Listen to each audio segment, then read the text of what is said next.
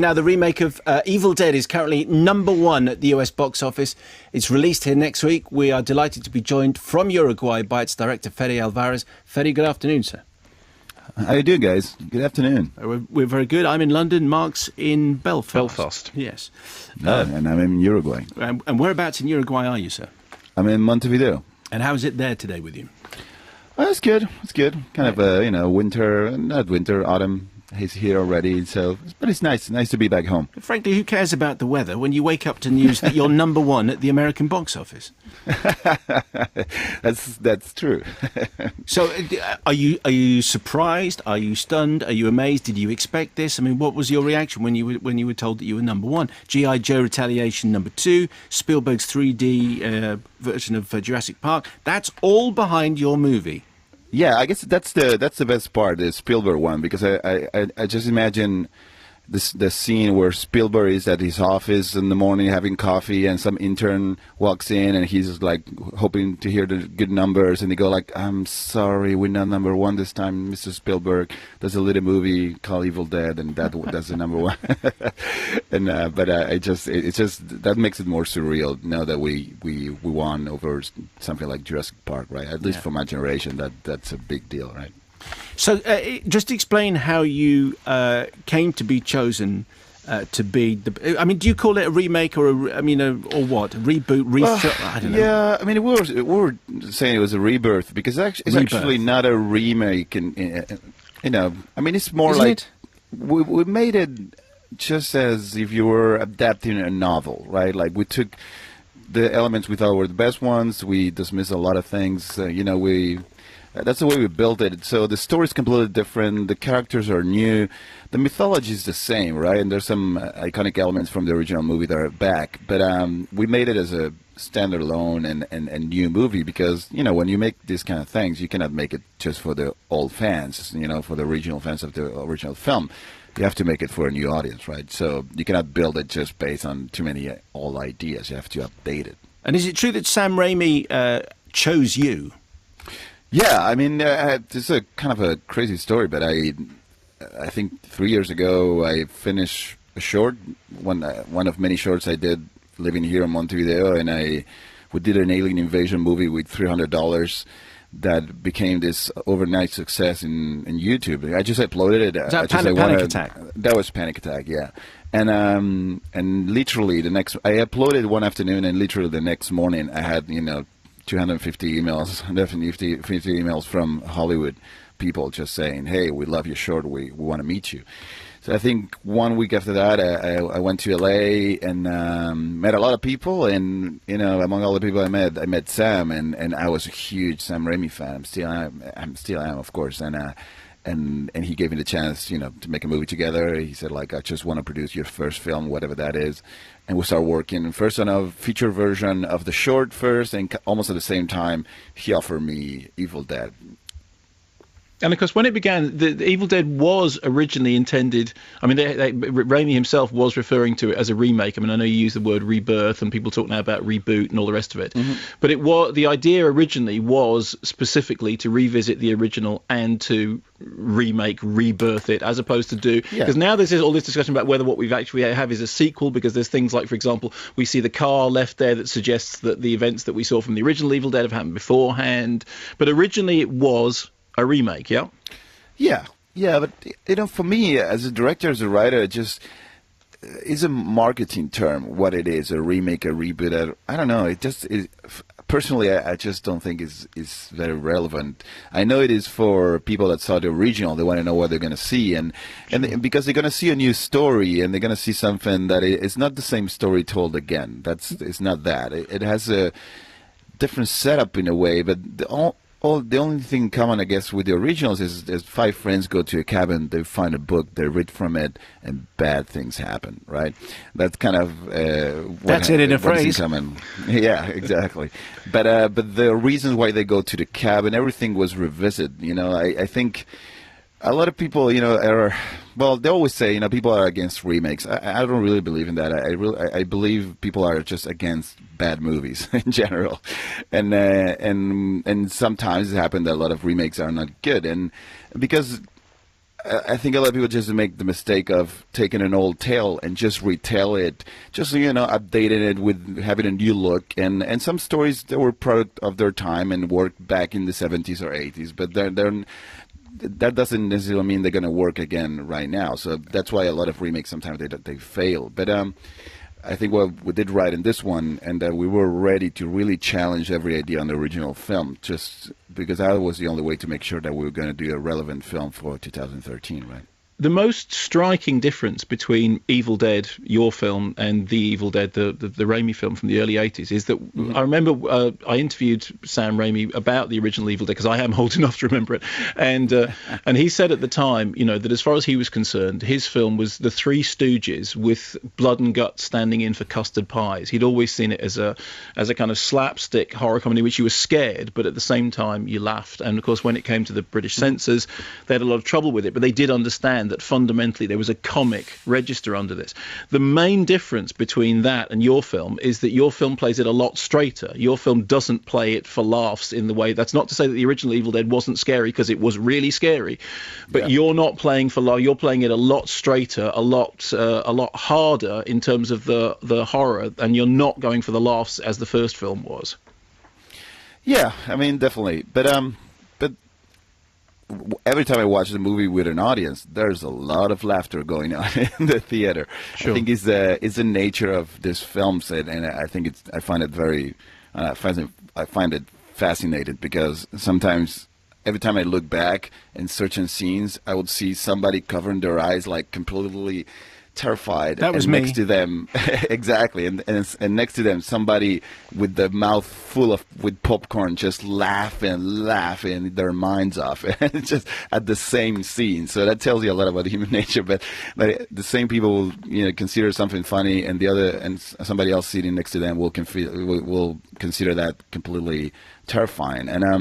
And I think that's something that the original had. For me, when I watched it for the first time, I was 12. I watched it back in 1999. You were 12 when you saw The Evil Dead? And I rented it, right? And in 1990, I'm 35. So, it was really the most, terrifying experience ever. Like, I never saw something like that. It was so shocking. You're not supposed to see that kind of thing when you're 12. No, I wasn't. No, I know. I rented it. The guy from the video store didn't want to give it to me, but I was really pushy. And it was something that it was so shocking that when Sam asked me to do one, I said, like, okay, but for me, Evil Dead was always, and still is, like a very, very, very scary movie. Of course, if I watch it today, I'm not going to be scared, but when I watched it back then, it was the most terrifying experience ever.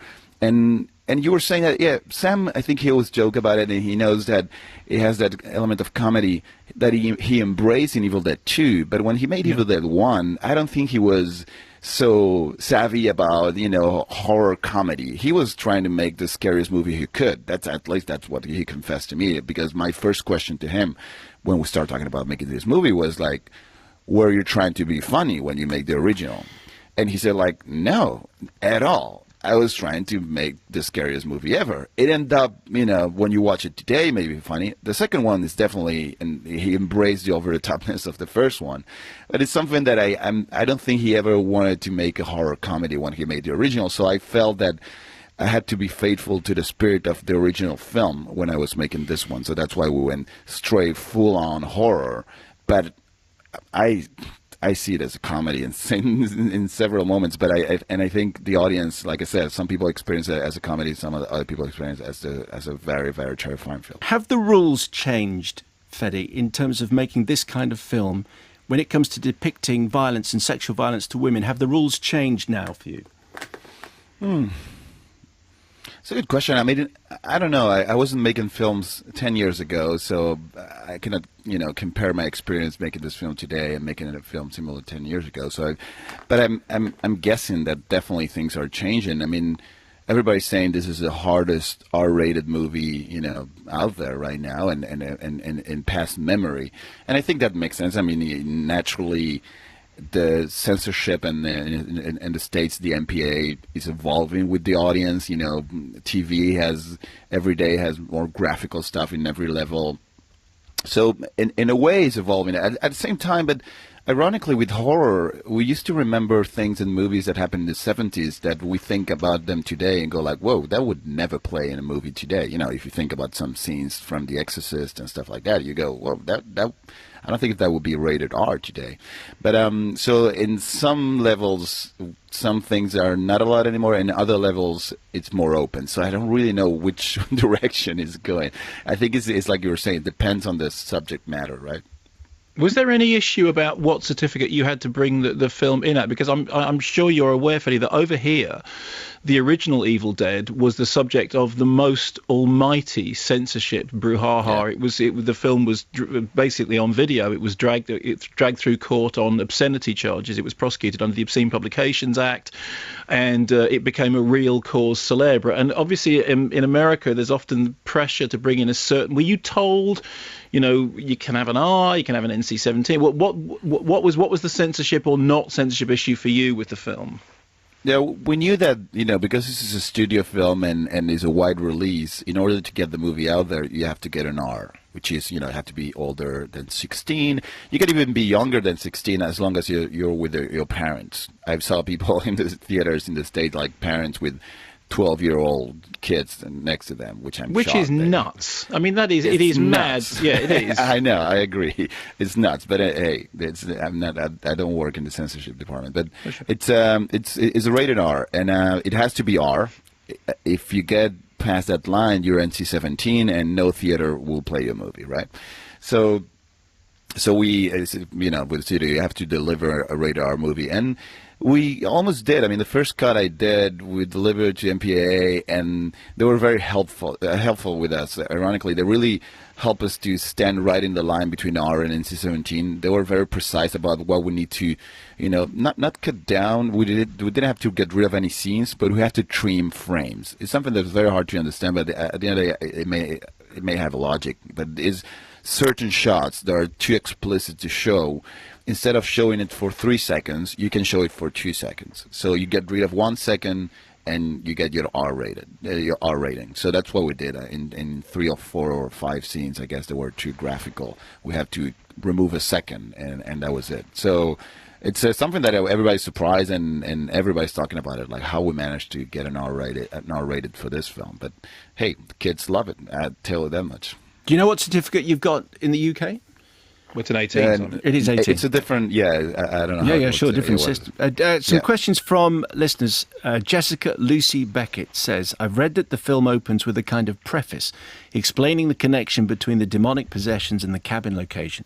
Does Mr. Alvarez think this is an improvement on the original, or just a way of emphasising that they're two different films? Just explain how the movie opens. Oh, because the movie opened with a different.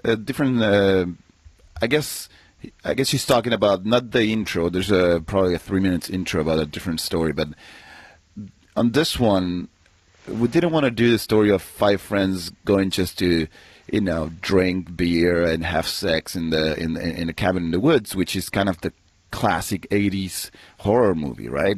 I just feel I don't watch those movies anymore, and I'm not interested about that story. So we want to tell a more relevant story, something that I felt was relevant for me, and it could be relevant for a more modern audience. So in this one, we're telling the story of Mia. She's a young drug addict, and she's ready to quit.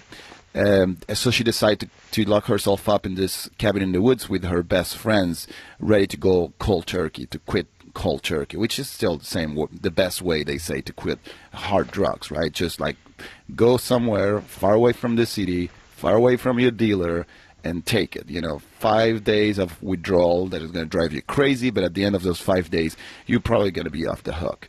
So she decides to do that, and but of course, then that's kind of a real drama that we set up. You know, the friends, they know she's not going to make it past the second day, so they plot a little bit against her to make sure she stay there. So they decide to keep her in the house by force. So all that is a new setup that, of course, wasn't an original film, but give a lot more relevance to the story, and thematically is very connected to the story. she's an addict. She's going crazy with withdrawal. Her friends are trying to control her. That's where I think any movie of possession is based about that. If you think about the original Exorcist, it was about the anxieties of a single mother dealing with a teenager, right? that she doesn't know how to treat her. So the whole possession thing just is just a theme that describes that. And this movie is a little bit of the same. We have a theme that is set up in the beginning that talks about the same themes of the movie, about the demonic possession, right? So we felt that it was a more compelling story for a modern audience, and not just five friends going on spring break, right? What do you feel in general, Freddie, about the whole tranche of remakes that we've had? Because we've had remakes of Texas Chainsaw Massacre, we've had remake of Last House on Earth, films which as somebody growing up as a horror fan, watching those movies in my teenage years, they were important films. And I have to say, I every time you'd say, oh, yet another one is going to be remade. Have you seen any of those remakes, and how did you feel about them? Which are the ones that you think work, if any of them? I haven't seen many of the recent ones, but I've seen some of them. Some of them work, some that didn't. I don't know. But I tell you this, from my generation in the '80s, there was a lot of remakes from horror movie from the 50s. Right? Yeah, no, of course, like The Fly and the Thing. And if it wasn't because exactly, and I know that there's always a bad stigma on the remake, but if it wasn't because of those stories, a lot of those stories from the 50s would have disappeared completely. I don't think nobody would know what The Fly is of my generation right now, of this audience, if it wasn't because of Cronenberg's movie. I mean, nobody, and we're talking about The Fly from the 50s, wasn't just a horror movie, it was a cult classic. I read an interview of Cronenberg talking about that film, and talking about the challenge of remaking not just a film from the 50s, but a horror classic and a cult classic. And something that Cronenberg said that I love, he said, the only way to get it right was by not caring at all by the original film, and just taking whatever was relevant and just dismissing everything. So there's a lot of remakes that happened in the 80s that took those tales, those good tales and good stories from the 50s, and they bring it to a new generation. So that's what I think a good remake should do, and that's what Sam wants us to do with this film. Taking an old tale that was telling around the campfire, like he says, and bring it to a new generation. So the tale is, while you keep telling the tale is alive. And otherwise, who knows? If this movie didn't exist, probably in 10, 20 years, nobody would even remember what Evil Dead was. But it was going to be something too old.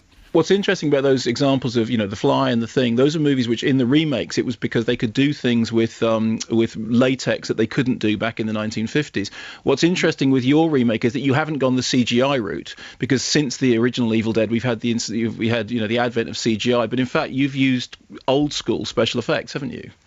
Yeah, well, for many reasons. First of all, I just think it's scarier. I mean, look, when you watch a good CGI, even if it's great CGI, kind of your brain knows that it's not real, and you're not that scared anymore. You feel safer because you go, okay, this looks cool, but maybe it's not real. So, and because we're not doing anything that is over supernatural, that you cannot question how it looks in real life. Everything we're showing is something that you see in real life, and you know how it looks in real life. So we should not ever use CGI when you can use the real thing. But plus, I want this movie to be timeless. I want the movie to live through the years. When you use top-of-the-line CGI, it may look great today.